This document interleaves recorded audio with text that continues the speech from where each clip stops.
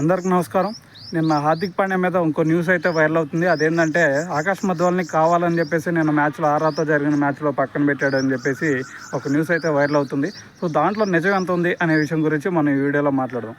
అయితే ఫస్ట్ ఆకాష్ మధ్వాల్ని పక్కన పెడతానికి రీజన్ ఏంది అనేది దాని గురించి మాట్లాడే ముందు ఫస్ట్ హార్దిక్ పాండ్యా కెప్టెన్ అయినప్పటి నుంచి ఈ ముంబై ఇండియన్స్ టీం అయితే 2 గ్రూపులుగా అయితే తయారైంది. అయితే దాంట్లో మనకి రోహిత్ శర్మ గ్రూప్ ఒకటి, హార్దిక్ పాండ్యా గ్రూప్ ఒకటి. రోహిత్ శర్మ గ్రూప్లో మనకి సూర్యకుమార్ యాదవ్, బుమ్రా అలాగే ఆకాష్ మధ్వాల్ అయితే ఉన్నారు.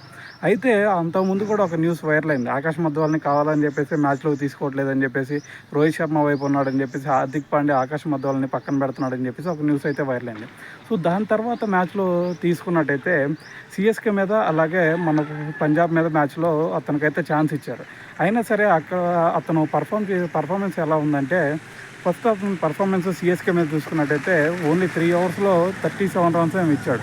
అంటే అక్కడ 12 ఎకానమీతో బౌలింగ్ చేశాడు.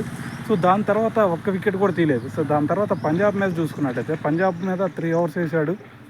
ఆ 3 ఓవర్స్లో కూడా 46 రన్స్ ఏమి ఇచ్చాడు. అంటే ఇక్కడ 14 ఎకానమీ ఉంది. అంటే సిఎస్కే మీద 12 ఎకానమీ, ఇక్కడేమో 14 ఎకానమీ. సో ఛాన్స్ ఇచ్చారు కదా, అయినా సరే తనైతే అంతగా ప్రూవ్ చేసుకోలేకపోయాడు.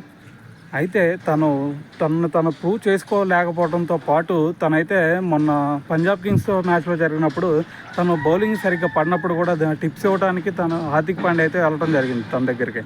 అయితే ఒక కెప్టెన్కి ఇవ్వాల్సిన రెస్పెక్ట్ కూడా ఆకాష్ మధ్వాల్ ఇవ్వకుండా రోహిత్ శర్మ ఇచ్చే టిప్స్ని తీసుకోవడం, అలాగే తన మనకి హార్దిక్ పాండ్యా మాటలే వినకుండా పక్కకు పెట్టేయడం అనేది ఒక కరెక్ట్ వే అనేది కాదనేదే నా ఉద్దేశం.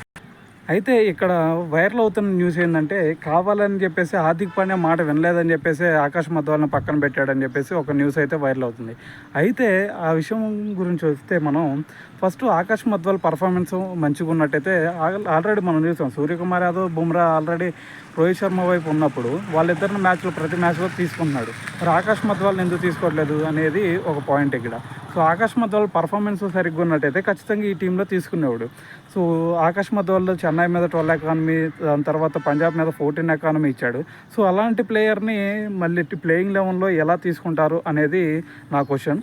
సో ఇక్కడ నా దృష్టిలో అయితే హార్దిక్ పాండ్యా చేసింది కరెక్టే అని అయితే నేను నమ్ముతున్నాను.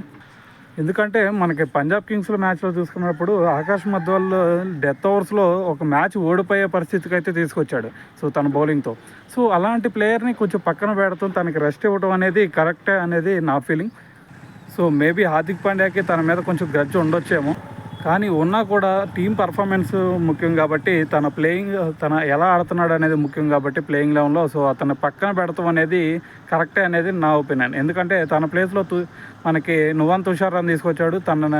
తను ఓన్లీ 3 ఓవర్స్లో 28 రన్స్ మాత్రమే ఇచ్చాడు. అంటే తను 9 ఎకానమీతో బౌలింగ్ చేశాడు.